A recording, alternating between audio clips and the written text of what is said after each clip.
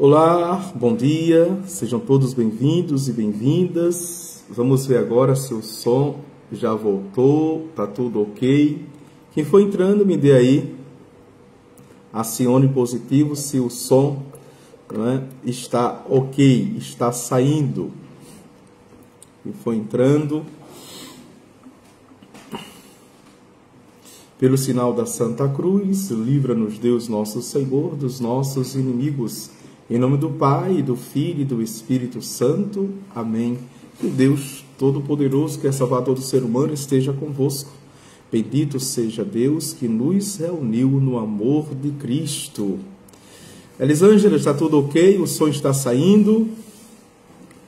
Para começarmos a nossa catequese, a 15ª catequese, que tem como temas, assuntos, como coloquei, ótimo, obrigado, como coloquei, o pecado, a história sagrada, na história sagrada, os hebreus saem do Egito, o púlpito, aí na dimensão da liturgia, e vamos ver a história dos padres da igreja patrística, São João Crisóstomo. Se vocês querem acompanhar também, se perderam as outras catequeses, a comunidade Jesus Misericordioso, que tem como fundador Naldo, lá de Caruaru, está transmitindo pela TV Web, todas as segundas-feiras, a partir das 21 horas, a comunidade transmite as catequeses. Então, desde as primeiras catequeses que eles estão colocando no ar, tá certo? Fazendo essa parceria. Também tem outros canais do YouTube, O Ricardo, que é uma comunidade também, o fundador, está transmitido no seu canal YouTube. A nossa página da paróquia também transmite, E tem outras páginas que estão transmitindo. O meu objetivo é de evangelizar. E se você também tem canal de YouTube, se você tem página, você também pode transmitir, se você assim quiser. Compartilhar nas suas páginas, o seu perfil também. Se quiser baixar para colocar no seu Instagram também, pode baixar, porque aí é para evangelizar, tá certo? Não tem outro interesse, outro sentido, senão evangelizar através da catequese. A segunda leitura do 29º domingo, que foi a carta de São Paulo ao Timóteo, ele dizia isso, A palavra de Deus serve para doutrinar. Ela é sabedoria para o homem hábil, certo? Fazer a evangelização com habilidade, que esteja capacitado. E nada mais, como evangelizar através da catequese, ou seja, conscientizando, formando as pessoas para que as pessoas se preparem, se protejam, para assim se defender do inimigo, do pecado e ganhar a salvação. Tá certo? Vamos avante. A primeira pergunta, lembrando que essas catequeses têm a metodologia própria, que é através de perguntas e respostas, tá certo? Que é a catequese antiga. Se você pegar qualquer catecismo antigo, eles são de perguntas e respostas, bem simples e objetivos. De quantos modos se pode pecar? Vejam, de quantos modos se pode pecar? Pode-se pecar de 4 modos. Você sabia? Tinha isso, Isso formulado. Podemos pecar de 4 modos. E é aquilo que a liturgia, o Confiteor fala no ato penitencial, que pecamos por pensamentos, palavras, obras, que é atos e omissões. Olha aí os 4 modos. Só que a gente não relacionava, que eram modos, que eram formas de pecado. Pecamos por pensamentos, Pecamos por palavras, pecamos por atos, obras, ações e também pecamos por omissões, por covardia, por frouxidão. Pecamos também. Certo? E aqui é interessante que existem os pensamentos voluntários e os pensamentos involuntários. E na teologia do sacramento da penitência, o nariz está coçando, o sacramento da penitência diz assim, não é? Que o pecar não é o sentir, pecar é o consentir, certo? As pessoas às vezes ficam loucas, as pessoas ficam perturbadas, até com peso de consciência, porque pensou. Não, o pensamento veio involuntário. Mas se você criou gancho, se você, não é? Vou usar essa expressão, essa metáfora, se você pegou, agarrou, segurou o pensamento, ou seja, gostou e começou, não é? Obstinadamente, decididamente, determinadamente, trabalhar aquele pensamento, maquinar o pensamento negativo, atenção, pensamento malicioso, pernicioso, pensamento mau, aí aqui está o pecado. Certo?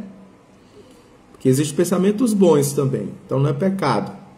Os pensamentos impuros, pensamento que nos leva a pecar contra nós, contra os outros e contra Deus. Isto é pecado. Dentro daquelas dimensões entre pecado venial, leve, pecado mortal, grave. Tá bem? Vamos. E pecamos também por palavras. E palavras, não é? Veja, palavras que geram vida, palavras que geram morte, palavras otimistas, palavras pessimistas, palavras positivas, palavras negativistas, enfim. Palavras que agridem, que ferem, que abrem feridas, palavras que matam, as palavras também que geram vida. Então, calúnia, veja, difamações não são apenas grave religiosamente, teologicamente, mas está no Código Penal. Gera um processo, um dolo, certo? Mas existe também a fofoca, que é justamente, veja, quem não tem o que fazer, não cuida da sua vida, quer cuidar da vida dos outros. O fofoqueiro é este, não é? Eu acho que o fofoqueiro é a pessoa mais pessimista. O fofoqueiro é a pessoa mais negativista na vida, não é? É uma pessoa mais desocupada. E do ponto de vista psicológico, emocional, é uma pessoa que não encontra nada na vida dela, nenhum valor na vida dela, nada de interessante na vida dela, porque não fala de si, só fala dos outros. Já pensaram assim? Ou só eu, Padre Divânio, que penso assim? Dos fofoqueiros, não é? Quando uma pessoa sente prazer em sempre observar e falar da vida de outros, é porque esta pessoa não encontra nada de interessante na sua vida, nada de importante na sua vida. Só a vida dos outros é que interessa. Veja, o fofoqueiro é este, que dá prazer, tá certo? E é um recurso emocional, psicológico também. De uma vez que não encontra nada de bom, de interessante na sua vida, falar da vida dos outros é recompensar aquilo que falta na sua própria vida. Certo?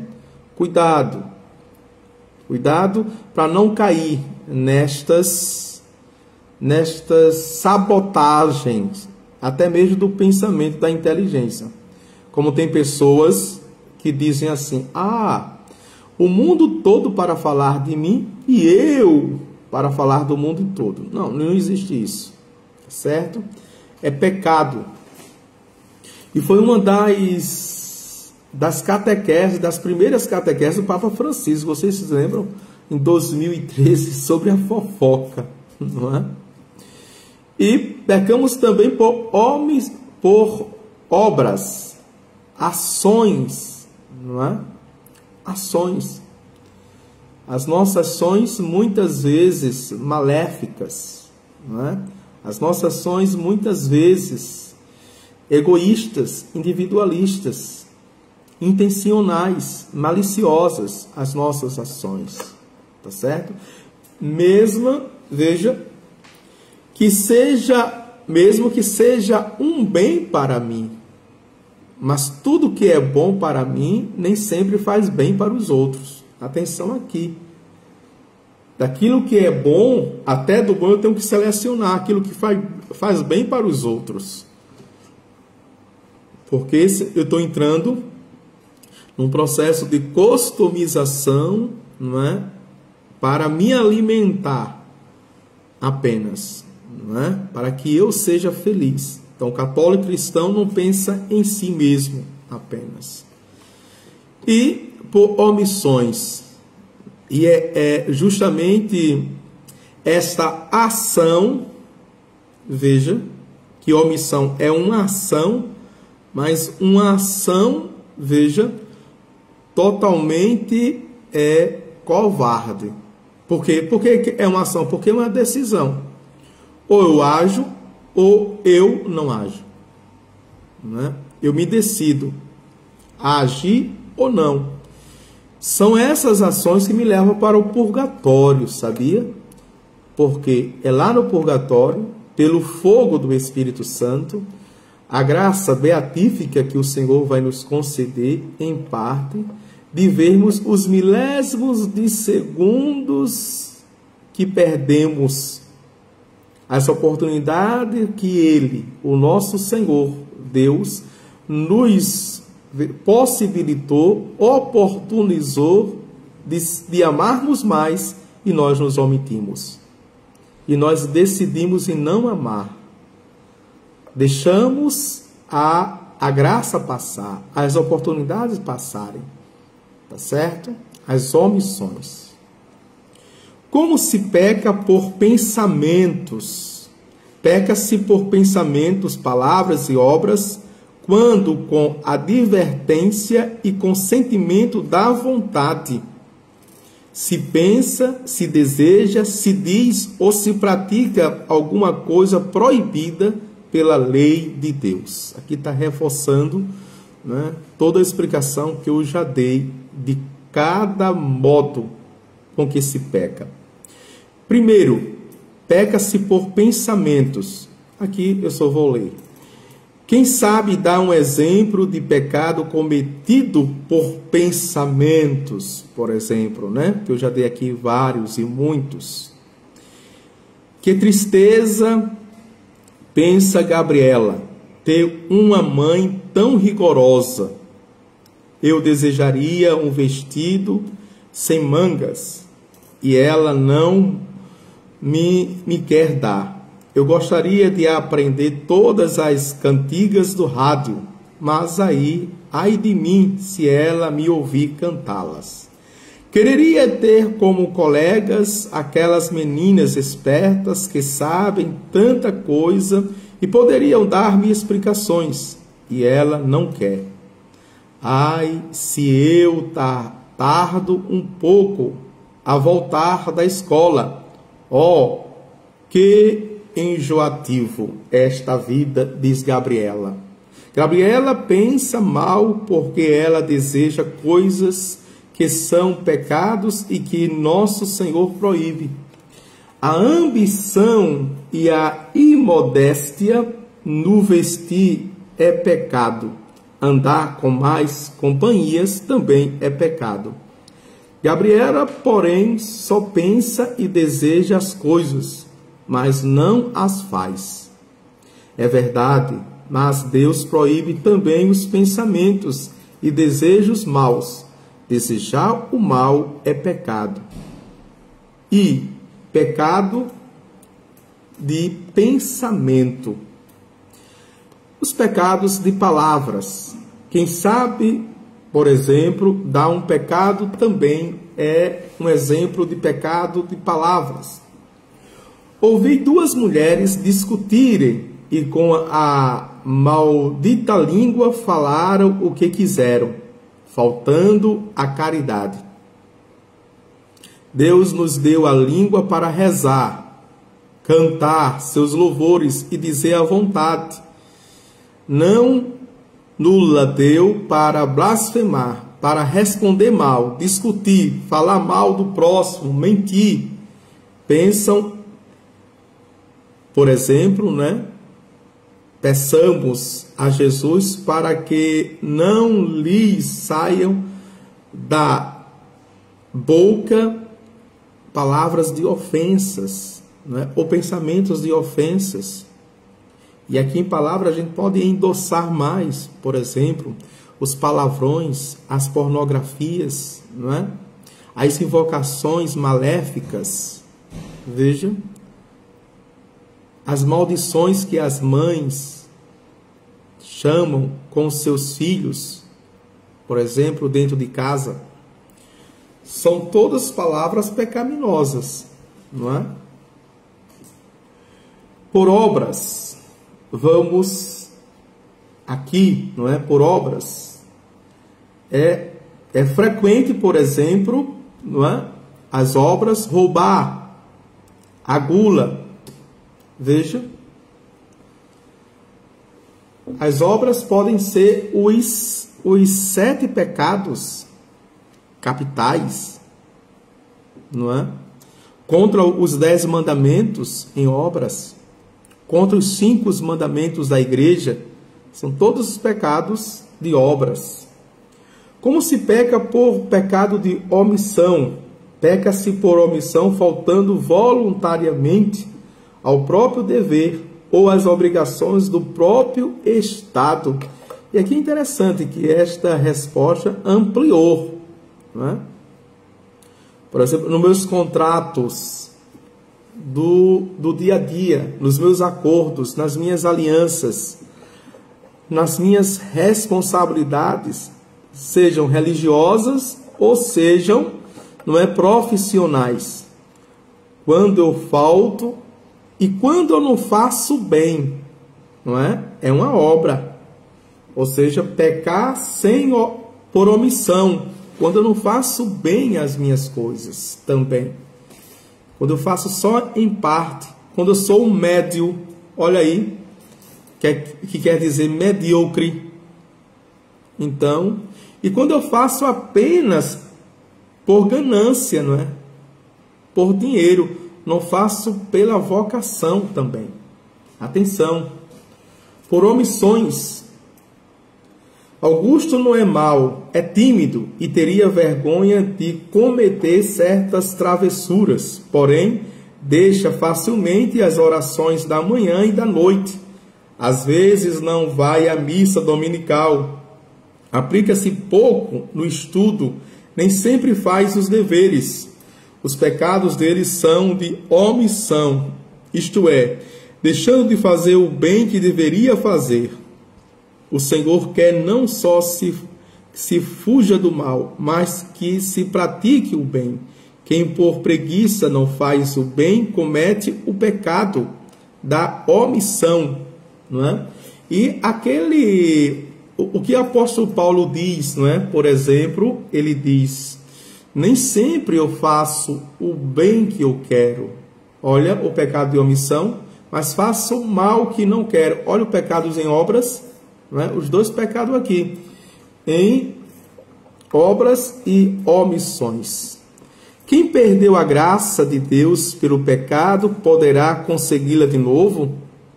Sim, quem perdeu a graça de Deus pelo pecado, poderá de novo consegui-la, pelo sacramento da confissão, ou por um ato de contrição perfeita, com o propósito de se confessar, ou confessar-se, tá certo?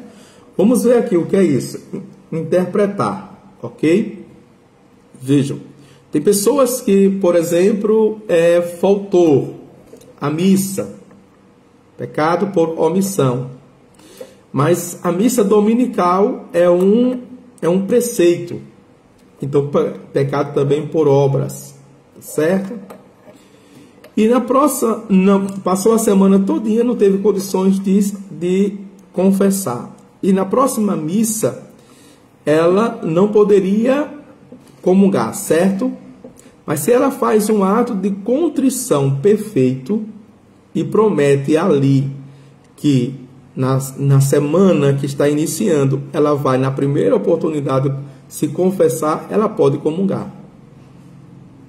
Ok? Você pode comungar. Tá certo? Vamos ver aqui. Ok. Vamos para o segundo assunto da nossa catequese, que é a história sagrada. E hoje a história sagrada vai ser: os hebreus saem do Egito. E nada mais é do que o texto bíblico, ok? Vamos ver aqui parte por parte. Apresentou-se, pois, Moisés à corte do faraó, intimidou-o da parte de Deus a deixar o povo hebreu sair livremente. O príncipe recusou de modo obstinado. Então, por intermédio de Moisés e de Arão, Deus castigou o país com os terríveis males, chamados as 10 pragas do Egito. Consistiram nos seguintes flagelos. Vamos ver aqui mais ou menos, não é? As 10 pragas do Egito. Não sei se a gente está, não é, lembrado. Primeira praga: as águas mudaram-se em sangue. Segunda praga: todo o país cobriu-se de rãs. Terceira praga: espessas nuvens de pernilongos atacaram os homens e os animais. Quarta praga: moscas perigosíssimas espalharam-se por toda a parte. Quinta peste maligna matou o gado e animais domésticos. Sexta praga: homens e animais viram-se cobertos de úlceras repugnantes, não é? De feridas, de chagas. Sétima praga: medonhas tempestades e fontes saraivas destruíram as colheitas. Oitava praga: nuvens de gafanhotos invadiram os campos e devoraram o que havia escapado às saraivas. Nona praga: espessas trevas obscureceram todo o país durante 3 dias. 3 dias de escuridão, né? Que fala também em Apocalipse, tá certo? Que foi a 9ª praga do Egito. As 3 noites de escuridão, não é? Vocês estão lembrando do Apocalipse que vai haver as 3 noites de escuridão? Somente a vela abençoada é que vai queimar. Outras velas, a luz artificial, não vamos ter em nada, somente a vela benta, né? 10ª praga: finalmente na mesma noite morreram todos os primogênitos dos egípcios.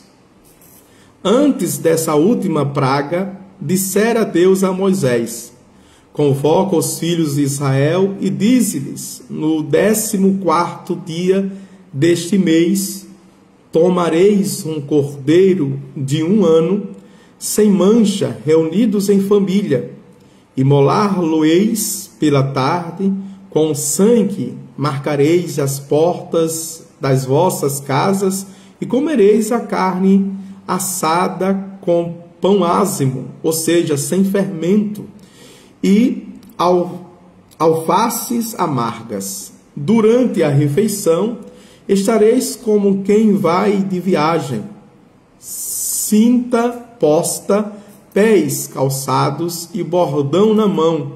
Naquela mesma noite enviarei o meu anjo ao Egito, e ele ferirá de morte todos os primogênitos dos egípcios, mas à vista do sangue que marcar as vossas portas, passará adiante e poupar-vos-á.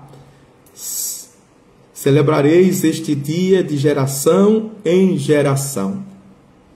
A Páscoa que todos os anos celebravam os judeus, em sinal de reconhecimento, era a figura da nossa festa da Páscoa. Deste dia, pela recepção de nosso Senhor Jesus Cristo, Cordeiro Imaculado, celebremos a memória de sua ressurreição, isto é, de sua passagem da morte à vida gloriosa. Vencido por tantas calamidades, permitiu, enfim, o faraó que os hebreus saíssem do Egito. Partiram eles e se dirigiram para o Mar Vermelho. O rei, porém, arrependeu-se de havê-los deixado sair e enviou a persegui-los em exército, o qual os alcançou nas praias do Mar Vermelho. Vendo-se os hebreus em extremo perigo, espantaram-se muito e começaram a murmurar. Disse-lhes então Moisés: tende confiança e vereis hoje as maravilhas de Deus. Em seguida estendeu o braço para o mar e logo soprou um vento rijo que dividiu as águas. Passaram os hebreus a pé enxuto, e levantou-se as águas à direita e à esquerda, quais muralhas. Quando os egípcios viram que os israelitas lhes escapavam, precipitaram-se atrás. De repente, porém, introduziu-se a mais espantosa confusão em suas fileiras, pois todos clamaram: fujamos de Israel, pois o Senhor combate contra nós. Mas era tarde demais. De novo Moisés estendeu a mão para o mar. O abismo fechou-se, o exército do faraó foi sepultado nas águas. Que maravilha, não é? Essa história. Vejam, não passeis mais de 5 minutos, acredito, para ler esse texto. Não é? 2 capítulos, portanto. Nós podemos também fazer isso cotidianamente. Para sermos missionários, para sermos evangelizadores, para sermos catequizados sem as Sagradas Escrituras, não podemos ser. Então, eu e você, nós podemos ler 1 capítulo, 2 capítulos das Sagradas Escrituras por dia. Diariamente eu me encontrar com as Sagradas Escrituras e com reverência e com amor eu ler a história, sem me preocupar de entender. Não, simplesmente eu leio e deixo que o Espírito Santo vá fomentando em mim a sua sabedoria, o seu entendimento. E quando eu for falar daquela história, eu vou falar com sabedoria. É assim que se procede. Não é? Eu não tenho que ler e logo procurar entender, mas deixar que o Espírito Santo vá formando em mim a sua sabedoria, a sua inteligência, que é incomparavelmente mais do que a minha. Tá certo? Vamos para o terceiro assunto desta catequese, é o púlpito. E vou fazer apenas uma pergunta.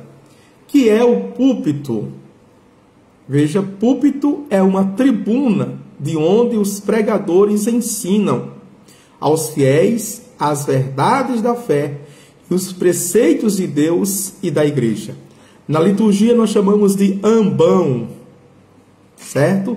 Púlpito era mais um conjunto arquitetônico que nas igrejas antigas, ou seja, góticas, barrocas, neoclássicas, o barroco, o rococó, aqui no Nordeste, em Pernambuco, tinha, não é? Na parede mesmo, nas 2 laterais, sobretudo na direita, o púlpito, em que de lá era proclamado o Santo Evangelho. Com a mudança arquitetônica, com a nova arte sacra, não é? Isso, o ambão veio para baixo e que fica também à direita do altar, certo? Onde se proclama a liturgia da palavra e se faz também a homilia, a explicação, não é? Da liturgia da palavra. As igrejas diferem uma das outras. Algumas são ricamente ornadas com quadros e pinturas, outras são simples e modestas. Todas, porém, possuem as alfaias e os móveis necessários a uma igreja. Um dos móveis importantes que o templo e que atrai a atenção é chamado o púlpito ou o ambão. Do alto do púlpito, o sacerdote explica o Santo Evangelho e instrui o povo nas verdades da fé.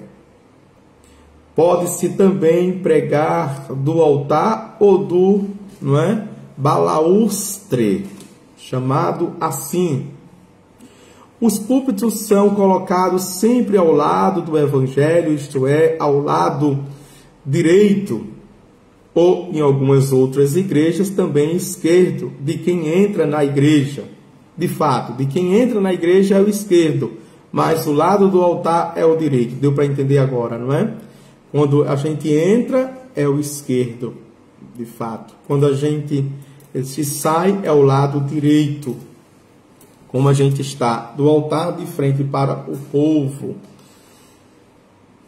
Vamos avante.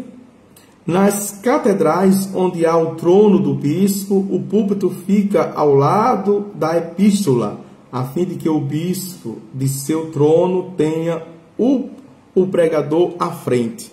Geralmente o púlpito tem um crucifixo do lado do altar para lembrar ao pregador que deve pregar a Cristo crucificado e aos fiéis que devem ouvi-lo como a um enviado de Cristo.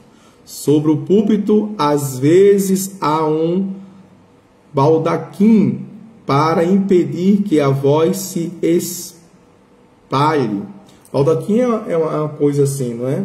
Uma redoma, que a gente já viu, muito grande. Por exemplo, na igreja lá de Roma, não é? A igreja de São João Latrão tem esse baldaquim, que é justamente o formato da mão, assim mais ou menos.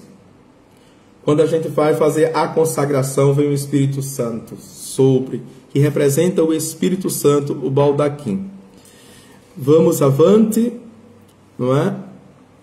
Antigamente, em vez do púlpito, usava-se o ambone, que é uma espécie de cátedra isolada junto ao altar do lado do Evangelho. A ele subia o diácono para a leitura do Evangelho e o sacerdote para a explicação do mesmo. Isso com a reforma litúrgica voltou. Por isso que eu disse que o nome hoje é ambão. No latim ambone, não é? Mas no português ambão. O ambone, não é? O ambão de certas igrejas é verdadeira obra de arte. Tem, não é? Traz os símbolos. O nosso aqui tem os símbolos dos 4 evangelhos, não é? Os evangelistas. Vamos agora para o 4º assunto da nossa catequese, e aí finalizando a nossa catequese, já são 34 minutos, não é? Que é a vida de São João Crisóstomo, chamada patrística, um dos padres da igreja. Era bispo de Constantinopla, admirável pelo seu saber e, sobretudo, pela sua eloquência nas pregações. Crisóstomo quer dizer, veja, vem de ouro, vem de Cristo, boca crística ou boca de ouro, pelo valor das suas pregações. Foi chamado Crisóstomo, que significa boca de ouro. precisamente porque pregava muito bem. Tinha horror ao pecado e não se cansava de pregar contra ele. Quando tinha conhecimento de algum escândalo público, repreendia energicamente o culpado, sem olhar quem fosse. Seu zelo não agradava a imperatriz Eudósia, a qual enviou um dia um de seus subalternos a ameaçá-lo. Dizei à imperatriz, disse João Crisóstomo. Respondeu ele, que João a respeita muito, mas não teme senão o pecado. O imperador Arcádio interveio na questão, reuniu os conselheiros da corte e disse: João subleva a cidade com suas práticas e nem sequer respeita a majestade da imperatriz. Que castigo vamos parecer mais apto infligir-lhe?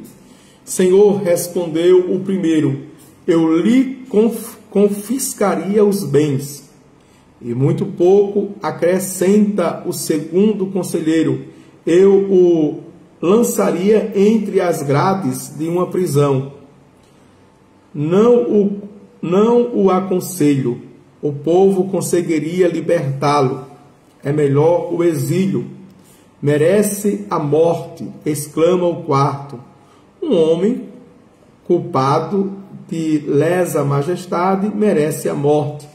Senhor, disse finalmente o quinto, assim não conseguireis punir aquele santo bispo. Ele não teme a pobreza, nem a prisão, nem o exílio, nem a morte. Se lhes confiscais os bens, privais os pobres, porque tudo dá esmola. Se o lançardes na prisão, beijará as cadeias. Se o mandardes ao exílio, lá encontrará sua pátria, porque Deus, que é o seu Pai, está em toda parte. Se o condenardes à morte, satisfareis o seu maior desejo, que é o de conquistar a coroa do martírio. De que modo se pode então puni-lo? Eu só conheço o meio, induzi-lo ao pecado. Aquele homem só teme o pecado, mas justamente porque o odeia, nunca conseguireis induzi-lo a cometer. Que belo elogio fez o quinto, não é, conselheiro? Então veja, um homem implacável diante de Deus, não é? Um exímio exemplo de santidade, de estar na presença do Senhor e não temer a nada, somente o pecado. Por quê? Porque somente o pecado é que nos afasta de Deus, das suas graças. Veja, dos méritos, da coroa da justiça que o apóstolo Paulo disse que não somente a mim me foi dada, mas a todos que combateu o bom combate, não é? E guardar a fé. Louvado seja o nosso Senhor Jesus Cristo, para sempre seja louvado. O Senhor esteja convosco, Ele está no meio de nós. Abençoe-vos Deus Todo-Poderoso, o Pai, e o Filho e o Espírito Santo. Amém. Tchau, tchau. Até a próxima, se Deus quiser.